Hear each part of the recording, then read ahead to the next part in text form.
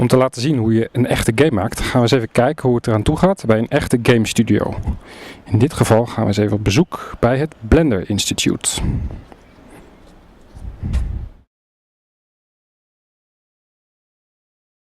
Can you explain to me what do you need to make a game? What kind of elements do you need to make a game? Well, you need content creation, so you need to be able to make all the models, sounds, Graphics. yeah, Sounds, textures, yeah. Everything. And then you need a game engine, so that has to run all those. It's got to run all the graphics. A game engine to put everything together. Yeah, and run on different people's. Well, can you explain me what your role is in the Apricot project, the game project?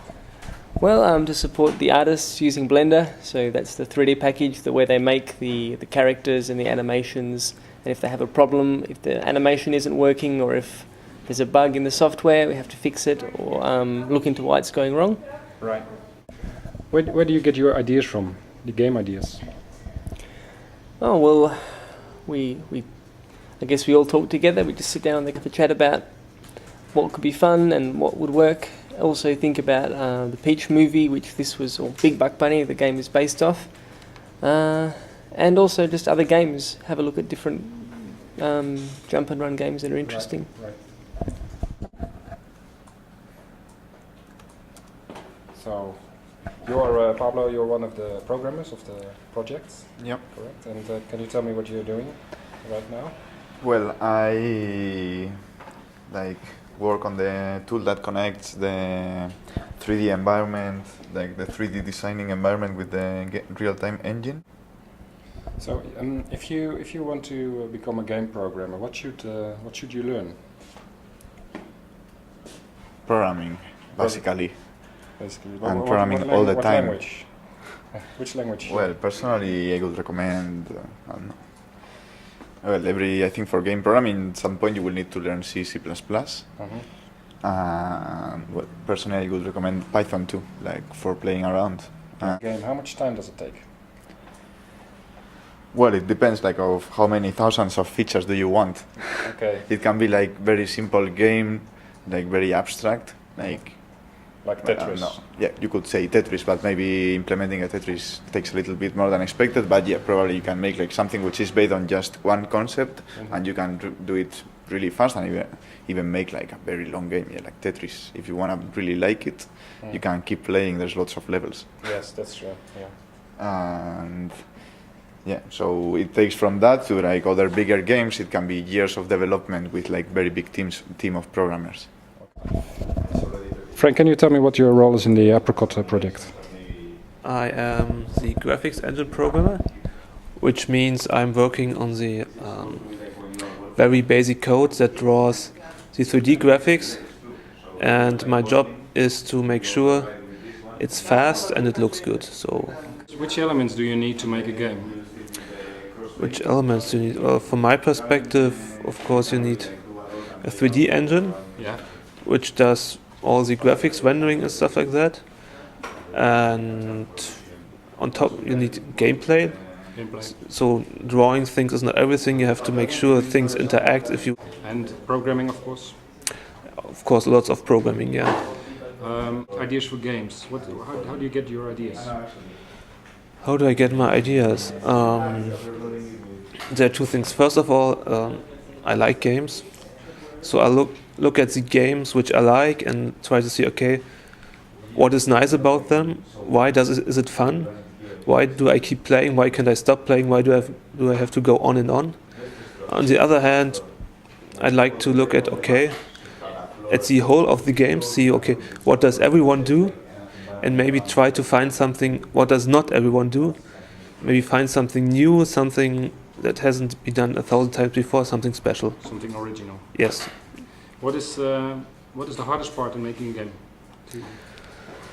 To me, well, I'm a programmer, so the hardest part for me would be making art, making models. Right. But also the programming can be very time intensive. Yeah. So how much time does it take to make such a model?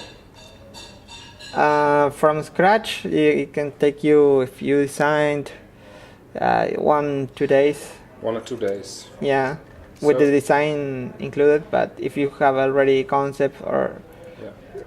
it's not a big task. So Darius, can you tell me what you are doing in the Apricot team? What is your role? I'm game designer, so I'm making game logic. I'm a game designer. What should you learn? You need to be a player. You need to play a lot of games. You were the producer of the game Apricot. Yes. What does it take to make a video game like Apricot?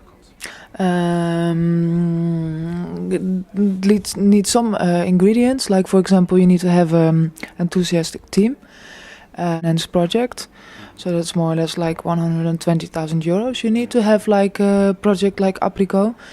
And furthermore we have like a period of 6 months. Besides that you need like good software. We are using only specific open source software. We have like a lead artist, art director, a person who's responsible for the gameplay, and besides that we have 3 developers, 1 Blender developer, 1 and 2 Crystal Space developers. So it's like graphical people and programmers. Yeah. Okay, great, thank you. Yeah. So, Chris, you're one of the designers of the Apricot team. Yes. And can you tell me what you are doing right now? At the moment, I'm using a new tool that one of the developers made for me to paint different textures on the terrain. Right. And at this moment, it's just grass and dirt. And later I'll add rock and anything else that we need. So this is a part of the world of the game. Yes. And you're planting grass and mud, basically. Right, yeah. So For the artistic side of game development, you should learn different programs. One for 2D art, which would be like something like the GIMP or Photoshop for painting textures. And then for applying these textures on 3D models that you create, you should learn a program like Blender. Our goal at the moment is to make a game demo, and we've been given 6 months for that. yeah. So that gives you some idea of the time it takes to create an entire game if our goal is just to make 2 levels in 6 months, or 2-3 levels. So like this world you're making now, how much time does it to make this area? We've been working on this for about 3 weeks, 3 weeks. and it's not that much of an area, but it is full with a lot of detail which isn't shown here, Yeah. like trees and bridges. Okay, that still need to be put in. And that takes about 3 weeks work to make like this. Let's see if we can find Frankie. Oh, there is another ship over here. There are a little floating objects, and yeah.